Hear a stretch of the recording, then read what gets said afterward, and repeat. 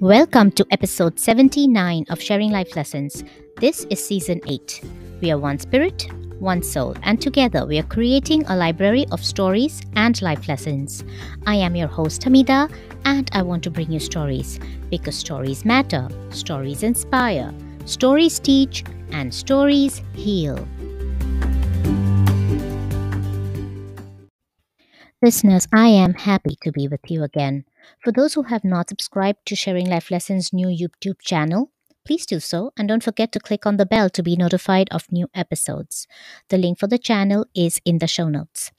The positive thought to begin this episode is from the website thelawofattraction.com. I do this because I have always tried to begin something new with a positive and happy thought. This is a new episode, so here we go. Life happens. When we encounter problems or face obstacles we could never have imagined possible, it doesn't mean that our chances for happiness are over. It simply means that we have been given a chance to grow, to eventually experience even deeper and more meaningful happiness than we ever would have. No life is without its problems. However, it's how you choose to see these problems that will determine the happiness you reap. Over to introducing our guest for today. I really enjoy when I interview the youth. We may think we have a lot to offer to them, which we do, but what they have to offer to us in this ever changing world is quite something. My guest for today is 24 years old and he has already done so much despite being a college dropout. I see a bright future ahead of him. Everyone, join me in welcoming David Justice. David, welcome to Sharing Life Lessons. It is great to have you on the show as a guest. We met through Facebook. My digital marketer reached out to you and you agreed to be a guest on the show. So thank you for that. Absolutely. Thank you for having me on the podcast. David, I know you have a story to share and we are always ready for stories. But before that, can you please tell us something about yourself? Yes, my name is David Justice. I'm a licensed realtor in the South Jersey Central area. Also, my wife and I own a small microgreens farm here in Maple Shade, New Jersey. Some interesting facts about me. When I first got out of high school, I joined the military, the United States Army. I was airborne field artillery. So in summary, I just jumped out of planes and shot cannons. And then after that, I've had a couple years of experience in sales through car sales. I work for Mercedes-Benz of Alaska, which we can get to later. And then I've also been a salesperson for Subaru of Cherry Hill, New Jersey. So a lot of experience in sales and then also military background. My wife and I, we just had our first daughter back in March of this year. Oh, congratulations. Thank you so much. Not all males want to have a daughter. They're always scared about it, but I was thrilled. My firstborn is a girl, so I feel super blessed. Hey, listen, daughters are beautiful. I have a daughter and a son, and daughters can be a father's best friend. I'm looking forward to it. And jumping out of planes, that's definitely not something that is on my bucket list. Yes, it's one thing we can get into is one thing that's important to me is conquering my fears. I'm still insanely scared of heights, but I do miss jumping out of planes, and it was one of the craziest things I'll probably ever do. But I think, never know, you might do it later on. Hey, never say never. Absolutely. Okay, David, thank you for that introduction. If for any reason listeners want to reach out to David, real estate, sale, buying, whatever, his contact information will be in the show notes. So, David, tell us your story. Yes, I'm 24, turned 25. I'm a young guy that started out into business very, very young. Some people take the road of college, which I did pursue right out of high school. I went for 1 year to Lincoln University in Pennsylvania. I was going for engineering science. Nothing wrong. You'll never hear me talk bad about college. I think it's a place for people that know what they want to do in life, and I didn't know. So I got stuck in the partying and all that type of stuff. And I really wanted to just have a reset in life. After my second semester of my freshman year, got out of school, maybe April. 2 weeks later, I was in the military. I was working on it in college, talking to recruiters and going through basic AIT, all the training. I went from Maryland to Oklahoma, all the way to ending up in Alaska. Mm-hmm. And a lot of people will ask me why I was a guy from Delaware in Alaska. That's why that was my duty station. And it was definitely life changing. I'm a city guy. I grew up in Wilmington, Delaware, close to Philadelphia. My dad's from Philly. My mom's from Cincinnati. I'm a very city guy. So I would have never even, like, Alaska would never cross my mind. When I got there, it opened my eyes to a lot. I met a lot of cool people from different places. The weather was different. The food was different. And I did the military for a couple of years. I did one term. David, I want to ask you, what was your favorite part at the military? My favorite part was meeting people from, I'm an extrovert. I've never met a person I'm scared to talk to. And it was cool because when you're on the East Coast, I mean, it's pretty normal to meet somebody from New York or Jersey or Delaware, maybe Florida. But I met people from Japan, people from Russia, people from Europe, Africa. The military tends to draw people from different backgrounds. And I think that was just really cool to meet people from different backgrounds. So what happened was I got out the military January 2018. At the time, I was with my now wife, my girlfriend at the time, for only like a month and a half. And I had a one-way ticket to Florida, but I chose to stay just because I was, to be honest, embarrassed to go back home. I just wasn't happy where I was in life at the time. And two, I really saw a future with my wife, again, girlfriend at the time. So I decided to cancel that ticket and stay in Alaska even when I got out of the military. And yeah, I wasn't in a good place when I got out the military. Most people think that everybody wants to hire you. That is not the case. And I went for about a couple of weeks, maybe a month, unemployed, did everything I can to kind of help out. My wife was letting me stay there. One day I was looking for a car, and the car salesman was an ex-drug dealer. And he was, I'm sorry, the car salesman was what? He was an ex-drug dealer. So he went to jail, hardcore, sold a lot of hard drugs, and he moved to Alaska from Cali to start a new life. And I figured if he could get a job in car sales, a veteran, I'm a good, standing person. I feel like I was a nice person. So I figured I could get a job. So I applied to every car dealership in Anchorage. There's about like 10 or 12 of them. I got 2 interviews. Toyota told me I didn't have enough experience. Honda said no. And the person that gave me a chance was this luxury brand, Mercedes, which was a long shot. That's where my sales career began. Nice. So what ended up happening was after a couple years in car sales, I wanted to move back to New Jersey. I got married to my wife, convinced her I don't know how to come to New Jersey, and here I am. So, David, now that you are in New Jersey, what are your plans for New Jersey, and where do you see yourself going in the future? Yes, so I had a fallout with my manager at the time. I felt not respected, undervalued. So that was my time to jump into real estate head on. That was my goal. So I took a 2-week accelerated COVID hit, and that 2 weeks turned into 3 months. But that's what I do now. I'm a fully licensed real estate agent. I've been doing it for about 1.5 years with Berkshire Hathaway. And the next thing that we're working on too as well, the goal is for 2022 is to start on the investor side. We are looking to definitely in Jersey, but also it's important to me to invest into my hometown, which is Wilmington, Delaware. I would like to create some affordable housing for people in that area. And then the second thing that we have going on right now is my wife and I earn a microgreens farm in Maple Shade. We grow small microgreens, which are like miniature versions of the parent plants. So if you have cilantro, instead of getting the big bushy one you get from Wegmans or ShopRite, they're smaller versions, which you'll usually see at like a juice bar, or you'll see them on a sandwich, or you'll see them at a fancy restaurant around the plate. And that's what we do. We grow things weekly for local restaurants. So that is what we're working on right now.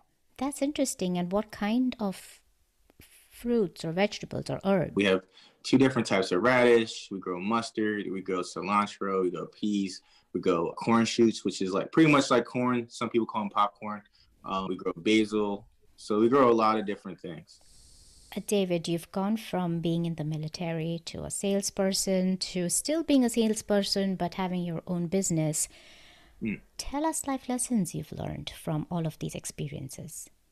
Yeah, absolutely. So I'll give you a few. I feel like I'm always growing, but one of the main ones that I'm all about is opportunity and taking it very fast. A lot of my peers and surprisingly people older than me were asking me around, how are you doing? So how did you get your license that quick out of nowhere? How did you start a business? How are you going to Alaska? I think it was 23 at the time. And to be honest, I didn't have the answer. I didn't really know what was working for me. So I sat back and I evaluated, and that's where I came up with the book. And it was, I take decision very fast. And I believe that I have the same opportunities that everybody else has, whether you're in a low income area or you're in a rich area, you're overseas or whatever.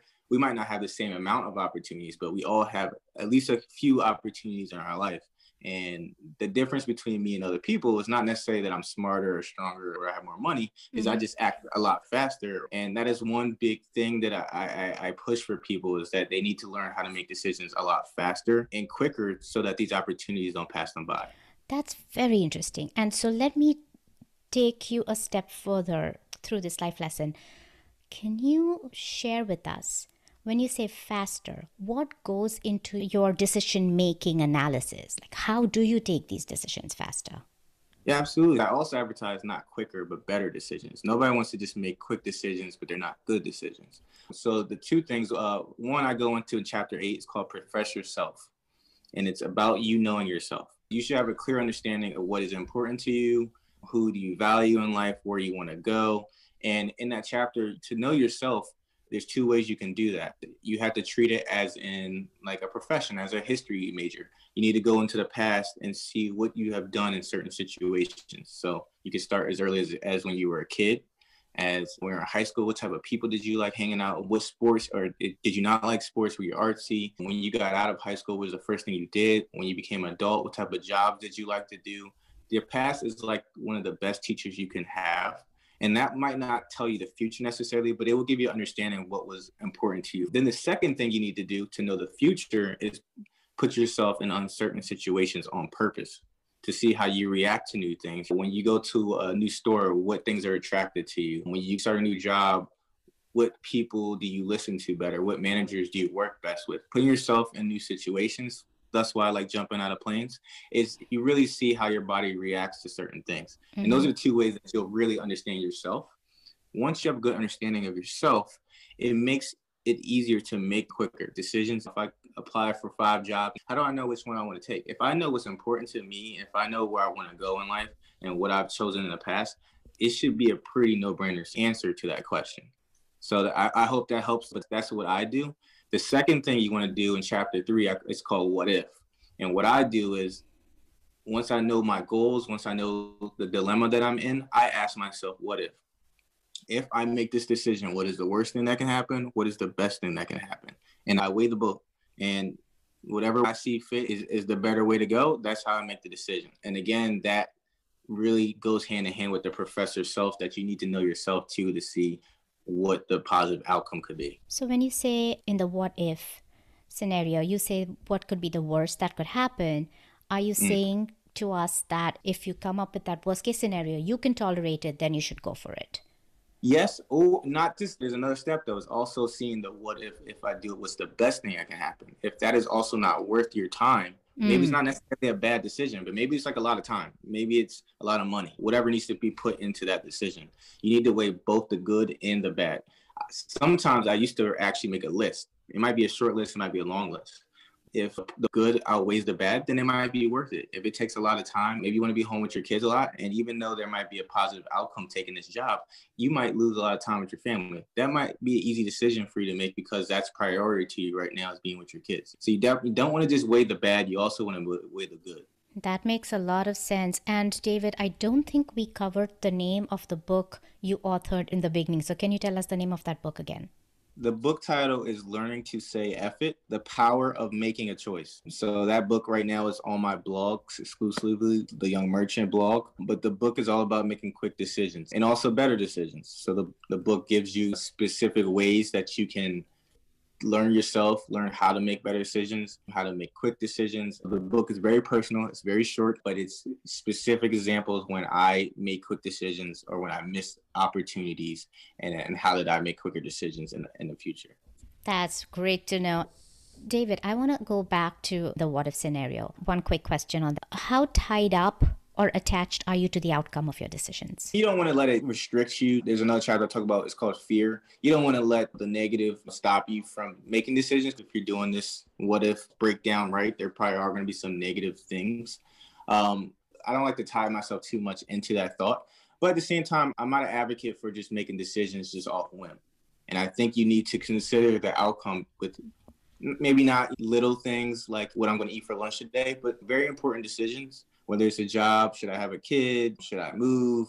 Should I invest in this company? Those type of situations, you definitely should be considering the outcome. I do think people need to take that in consideration with their decision. Okay, so you made a decision and you acted on it, and then the outcome was not what you thought it would be. How would you react at that point? Or I what think, are the decisions you would take at that point? yeah, you can't make every decision right. You're going to have some bad ones. As far as me, for example, with real estate, I don't regret it in a sense because I'm still in real estate, but I had a hard time financially during the first couple of months. I didn't sell my first house for 6 months. The average real estate agent doesn't sell one for 7 to 8 months. So and it takes at least 30 to 45 days minimum to close on the deal, unless it's cash. I didn't really consider that much when I first got in. I just wanted to get in and go for it. To be honest, that definitely probably wasn't smart financially, but it got me in, and now I'm doing better than I thought. Again, I think at the very least, even if it doesn't turn out the way you want, you will at least get a lesson out of it that you can next time. As far as with my microgreen business, that is not the first business I've started. I've started a painting company. I've started a landscaping company. I've started a clothing line before. And two of them actually do have LLCs. Some people might say a waste of time, but at the very least, I learned how to create an LLC. I learned how to get my financials right. I learned how to set the website up and network with businesses. So yes, those businesses were a fail. Some people's point of view would say that was a waste of time. For me, I became a better business person taking that action. Very good to know. Any other life lessons, David? Yes, learn to surround yourself with people that do what you want to do. Doesn't necessarily mean if you want to be a painter, you don't have to talk to somebody in Cherry Hill, New Jersey that's a painter too, because you might be direct competitors. But you definitely want to associate yourself with people that do what you want to do. They're hard lessons that they learn teach you. Maybe you don't have to make mistakes that they already made. They might be able to introduce you to people that might take you years to get in touch with, that they could just text them. You can have the contacts you want. Really use resources. And the biggest resource, I think, is people. So if you can, whatever business or job or whatever you're going to do, talk to them, buy them lunch just for their time or whatever, and, pick their brain. I love that you said that, because that is the very premise of this podcast. It's sharing knowledge, learning from others so that you don't make the same mistakes that they did. So I'm so glad you touched upon that. Absolutely. I truly do feel people are an asset. Yeah, I agree with you. And David, give us your one final message to the listeners, if you may. Yes, I'm not going to go cliche and say life is short, but I will say try to create a resume and try to hit everything on it. So for me, it was writing a book. My book, I've had a lot of success, but I didn't care if people bought it. It was something that I wanted on my life resume. And if one person read it and just my mom, that was fine. I wanted to get it done. I like that. I like Yeah, that. and I think that's what people need to do is not necessarily what other people want. Just make a list of things that you want to accomplish, whether it's this year or your lifetime, and go after them. David, this was wonderful talking to you. Thank you so much for that final message, for all of your life lessons. Thank you for being on the show. Thank you. Listeners, as I mentioned earlier, I enjoy talking to our youth. I hope you enjoyed listening to this dialogue as well. As always, here are my key takeaways from my discussion with David. 1. When an opportunity shows up at your door, then make quicker decisions and act fast before it passes you by. 2. To do that, let your history tell you more about yourself, your likes, your interests, and your passions. And to better understand or deal with the future, put yourself in uncertain positions on purpose. You will learn how your mind and body react to new things. A good understanding of yourself will help you make quicker decisions easily. 3. If there is an important decision that needs to be made, then run the what if scenario. What is the worst that could happen? And are you willing to take that risk? Or what is the best that could happen? And is that worth your money, time, and energy? Personally, I have never looked at it this way before. For me, if there is a positive outcome, then I decide to go for it. But whether it is worth my time has never been a criteria for me. And I agree that it should be. 4. Remember that if you fail, then you can only learn from it. As Robert Kennedy said, only those who dare to fail greatly can ever achieve greatly. And lastly, surround yourself with people who do what you want to do so you can learn from their mistakes. And they can help you get to your goals, either by getting you in touch with the right people or maybe even being a resource to pick your brains when you need it. This brings us to the end of this episode. I will bring you the next episode of Sharing Life Lessons next Wednesday. And remember, folks, that is going to be the last episode of season 8. And I'm going to bring you a very special guest. Until then, be happy, be safe, and be blessed.